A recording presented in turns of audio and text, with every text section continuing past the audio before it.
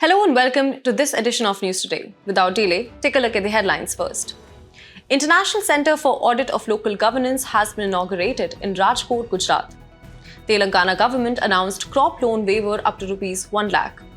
India's first overseas Aushadhi Kendra inaugurated in Mauritius. Niti Aayog released a report on electronics powering India's participation in global value chains. WEF releases a report titled The Future of Financial Advice. A report titled Enabling E-commerce Exports from India has been released by Associated Chambers of Commerce and Industry of India. In our very first news, in a significant development for local governance in India, the International Centre for Audit of Local Governance or iCAL was inaugurated today in Rajkot, Gujarat. This pioneering institution aims to set global standards for auditing local governance bodies, marking a milestone as the first of its kind in the country. Delving into the details, the centre is designed as a collaborative platform for policymakers and auditors and as a centre of excellence for the capacity building of auditors. It seeks to enhance the independence of local government auditors, ensuring improved financial performance assessment and better service delivery. Additionally, iCAL will serve as a knowledge centre and think tank for addressing governance issues at grassroots levels. Now, why is there a need for iCAL in India? India's vast network of 2.5 lakh panchayats and 8,000 urban local bodies necessitates a robust system for collaboration, knowledge exchange, and the promotion of best practices. iCAL aligns with global practices as 40 countries have their respective supreme audit institutions. There have been inefficiencies in fund utilization, with most municipalities failing to use their audited financial statements for effective cash flow management, as highlighted by the RBI. Currently, the auditing of local bodies is carried out by the Examiner of Local Fund Accounts or Director of Local Fund Accounts in most states. These bodies audit the utilization of funds granted by state governments to local entities. Additionally, the Comptroller and Auditor General exercises control and supervision over the maintenance of accounts and auditing for all three levels of Panchayati Raj institutions and urban local bodies. It also provides advisory support to Examiner of Local Fund Accounts or Director of Local Fund Accounts. Wrapping up, the 73rd and 74th Constitutional Amendment Acts of 1992 introduced significant provisions for local governance, making it a state subject under the 7th Schedule. Article 243G enshrines the principle of devolution of power to local bodies, while Article 243J allows state legislatures to make provisions for the maintenance and auditing of panchayat accounts. In summary, the inauguration of iCAL in Rajkot signifies a forward leap in ensuring transparent and effective local governance in India. Moving ahead, the Telangana government has announced a major relief for farmers by introducing a crop loan waiver scheme of up to ₹1 lakh. The government has instructed bankers to ensure that the funds from the waiver are not diverted, warning of strict action against those depositing the released funds into other accounts of farmers. Farm loans can either be crop loans or investment loans taken from banks to purchase inputs or agricultural equipment. Both central and state governments can offer waivers, which may include the forgiveness of penal or loan interest or a full waiver of outstanding farm loans. The farm loan waiver is essential to address agricultural distress caused by factors such as deteriorating soil and water quality, increasing input costs, and low productivity. Additionally, poor production due to natural calamities and poor monsoons impacts the loan repayment capability of farmers, often leading to severe indebtedness and even farmer suicides as seen in regions like Vidarbha in Maharashtra. Although critics argue that farm loan waivers impose a significant fiscal strain on state budgets. For instance, Maharashtra's decision to waive crop loans in 2020 cost about ₹45,000 crore. Moreover, such waivers are seen as temporary reliefs that can encourage willful default by farmers and fail to address the root causes of agricultural distress, such as low productivity and lack of access to formal credit. Implementation issues also persist, with studies like the one by SBI in 2022 showing that only half of the beneficiaries of farm loan waivers announced since 2014 have actually received the write-offs. To provide long-term solutions, there is a need to enhance farmers' access to formal credit, invest in infrastructural development, improve crop insurance schemes, and ensure remunerative prices for agricultural produce. In our next news, let's begin by discussing a major step taken by India towards enhancing healthcare access in the Indian Ocean region. India has inaugurated its first overseas Aushadhi Kendra in Mauritius. This initiative marks a milestone in the deepening relations between India and the littoral and island nations of the Indian Ocean region. Point to be noted, the IOR comprises 36 littoral countries and 11 hinterland states. The strategic importance of these nations to India cannot be overstated. Positioned near vital sea lines of communication, such as the Malacca Strait, these nations play a crucial role in global trade, maritime security, and the prevention of piracy. 80% of India's external trade and 90% of its energy trade happens through IOR. Furthermore, the region is emerging as a new theatre for geopolitical competition among global powers like the USA and France. India's vision of regional leadership and its role as a net security provider are crucial in containing the expanding influence of China in the region.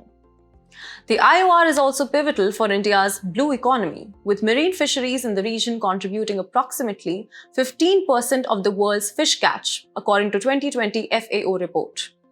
Additionally, the region holds significant potential for sustainable deep-sea mining. On the climate front, the Indian Ocean has warmed faster than any other ocean since the 1950s, as noted in the IPCC report of 2021. Rapid population growth and increasing climate disasters in the region underscored the need for collective action to mitigate human vulnerability and regional insecurity. India has undertaken several initiatives to bolster its presence and collaboration in the IOR. The Information Fusion Center Indian Ocean Region, hosted by the Indian Navy, aims to enhance maritime safety and security. Humanitarian assistance and disaster relief efforts such as Vaccine Maitri and Operation Karuna highlight India's commitment to the region. Furthermore, the Indian Navy's Mahasagar initiative and policies like the Sagar Doctrine and Neighborhood First policy underscore India's strategic priorities in the IOR. In our next news, Niti Aayog has released a pivotal report titled Electronics: Powering India's Participation in Global Value Chains, shedding light on India's burgeoning electronics sector and its role in the global market. The global electronics market is valued at an astonishing $4.3 trillion, with India contributing $155 billion in 2022. Despite being the world's largest electronics producer, China accounts for 60% of worldwide production. India's electronics exports stand at approximately $25 billion annually, representing less than 1% of the global share. However, India aims to achieve a remarkable $500 billion in electronics production by 2030. Notably, over 75% of India's electronics exports are integrated into global value chains, with mobile phone exports being a prime example. The rising demand in developing countries fueled by increasing broadband penetration is a significant driving force. Additionally, the diversification of supply chains beyond China due to concentration risks highlighted during the COVID-19 pandemic and ongoing trade tensions between China and the US is propelling this shift. India faces several challenges in electronics production.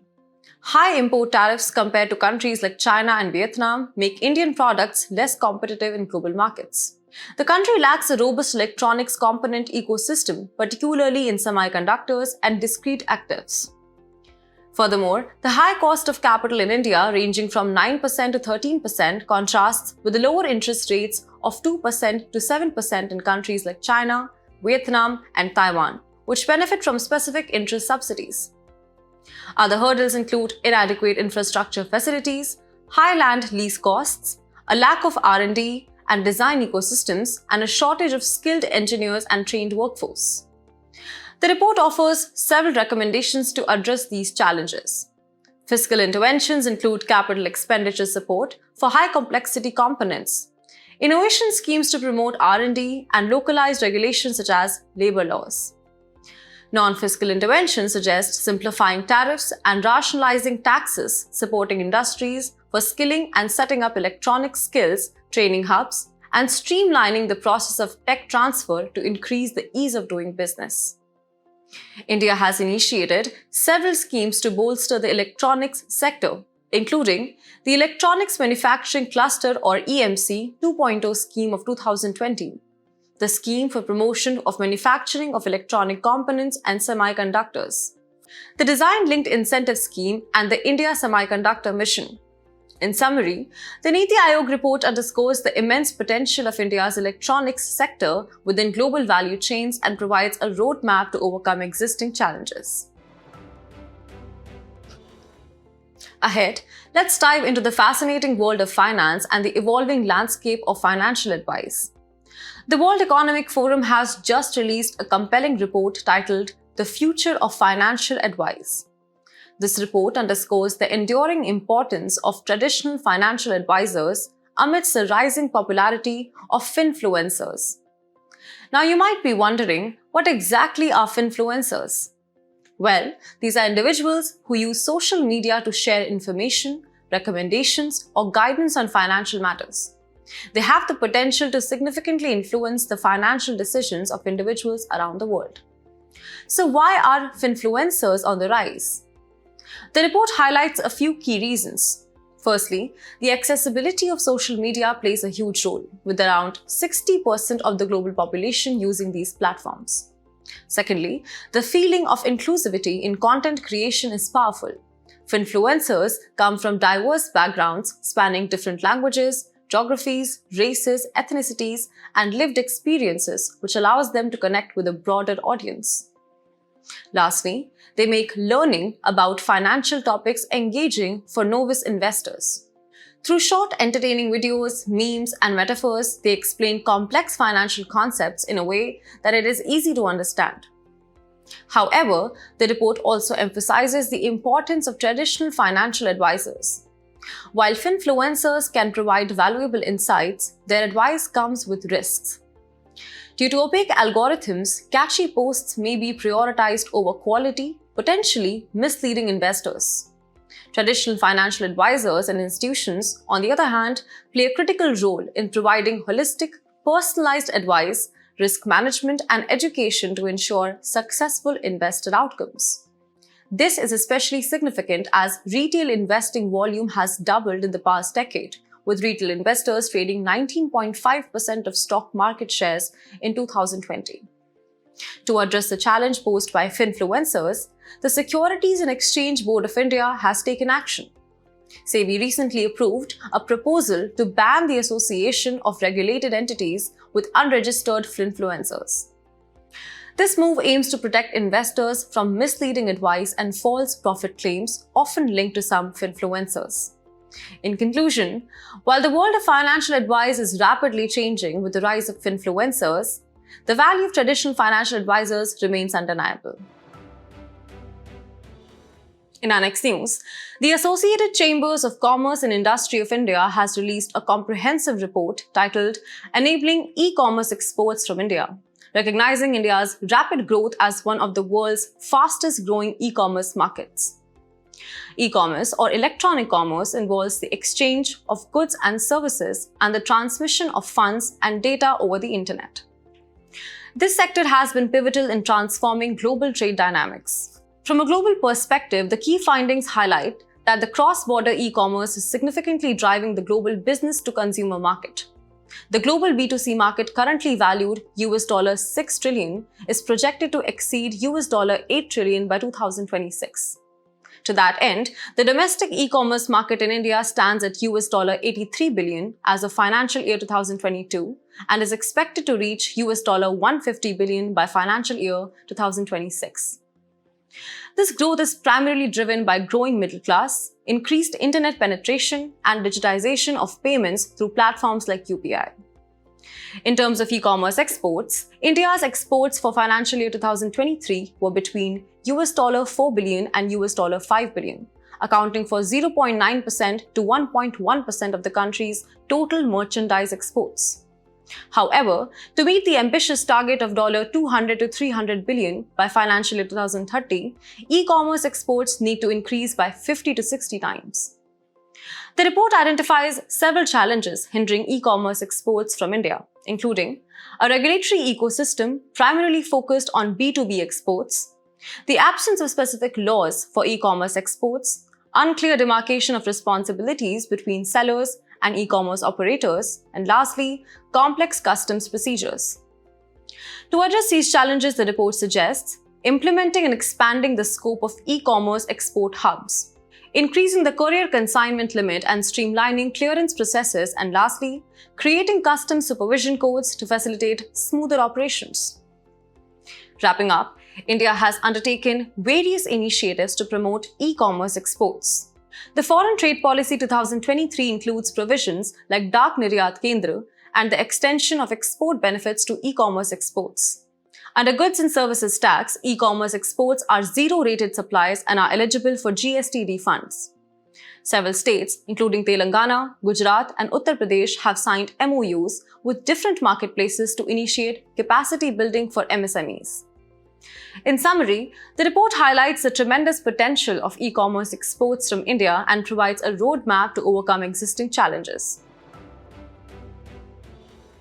Today's Place in News brings us to Malaysia, a Southeast Asian country with its capital, Kuala Lumpur.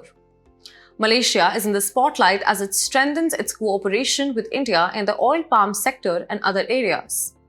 Geographically, Malaysia is divided by South China Sea into Peninsular Malaysia or West Malaysia and East Malaysia, located on Borneo Island. It shares land borders with Thailand, Brunei, and Indonesia, and maritime borders with the Philippines, Vietnam, and Singapore. Notable water bodies include the Strait of Malacca and the Celebes Sea. Malaysia is a member of several international organizations such as ASEAN, the Organization of Islamic Cooperation, and APEC. The country boasts a tropical climate and features like the highest peak, Mount Kinabalu, and major rivers such as the Rajang, Pahang, and Perak. It also has significant lakes, both natural like Bera Lake and Tasik Chini, and artificial lake like Kenyer Lake. In agriculture, Malaysia stands as the world's second largest palm oil producer and exporter, following Indonesia.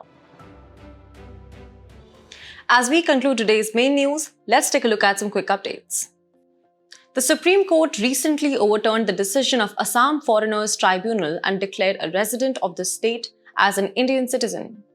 Foreigners Tribunals are quasi-judicial bodies established under the Foreigners Tribunals Order 1964 by the central government, according to Section 3 of the Foreigners Act 1946.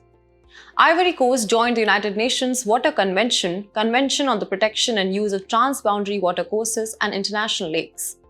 The United Nations Water Convention was adopted in Helsinki, Finland in 1992 and entered into force in 1996. Gevra and Kusmunda coal mines in Chhattisgarh have secured second and fourth spot in the list of world's 10 largest coal mines released by worldatlas.com. India is world's second largest coal producer and fifth largest country in terms of coal deposits. A new study based on Transiting Exoplanet Survey Satellite or TESS observation has discovered a smaller black hole orbiting a large black hole at the center of the galaxy OJ287. Scientists from 10 countries, including India, were involved in the study. TESS was launched in 2018 by NASA. China has unveiled the world's first dual-tower solar thermal power plant, which boosts energy efficiency by 24%. The plant features two 200-meter tall towers, each surrounded by thousands of mirrors, which automatically track the sun's movement and achieve 94% reflection efficiency.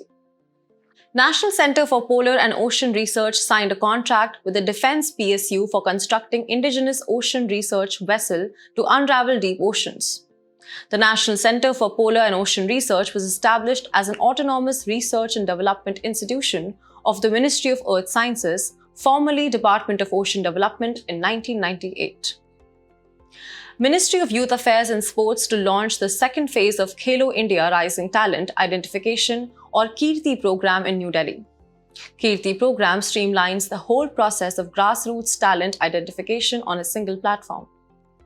Recently, uncontacted indigenous Mashco Piro tribe was located in remote Peruvian Amazon in Peru. Mashco Piro's numbering is more than 750. They are believed to be the largest uncontacted tribes living in the jungles of Amazon in Southeast Asia. They are nomadic hunter-gatherers.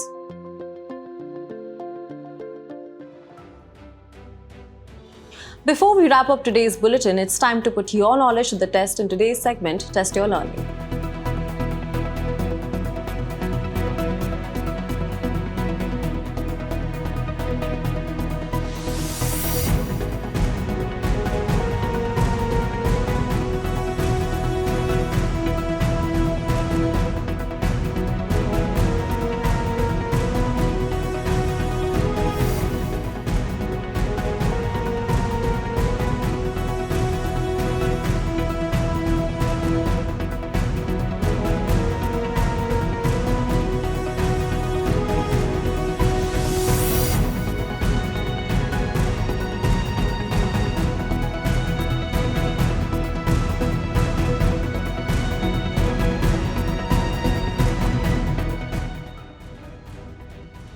Thank you for joining us. We hope you enjoyed this edition of News Today.